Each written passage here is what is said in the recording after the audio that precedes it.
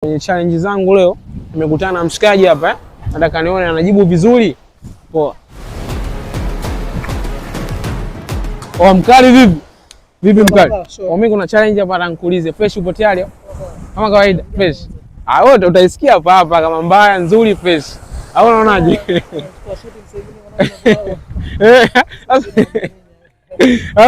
Mbona utawala tu? Kwanza kwa majina unaitwa nani? Abduli. Abduli hapa anatokea pande zipi? Zanzibar. Kabisa.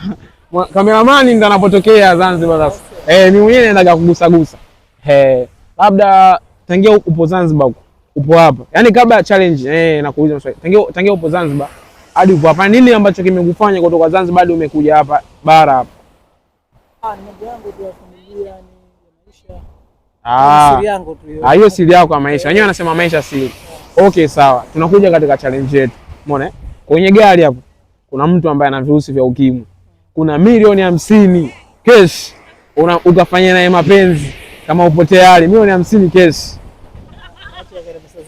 Akana pesa zake. Kwa sababu gani sasa? Afya ndio kila kitu. Afya ndio kila kitu. Kwani mwenyewe sana afya? Kwani wewe si malazi kama malazi mengine ya kawaida? Pesa baadaye zinakuja wenyewe. Pesa baadaye. Wewe unakataa milioni 50. Nakataa ndio. Kisa kufanya na mapenzi mtu ambaye ana virusi vya ukimwi. Kabisa.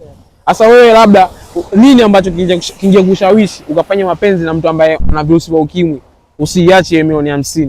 Mimi siwezi kufanya mapenzi na mtu ambaye najua ana maradhi. Ana maradhi. Kwa hiyo unaogopa kufa? Siwezi, sababu kutokana na mimi nilivyo, yani pesa yani haiwezi kunivunja utu wangu. Pesa haiwezi kuvunja utu wako. Siwezi kuvunja yani utu wangu pesa. Labda sasa ndo ningekuzuga bwana, ningekwambia kuna milioni 50 hapo.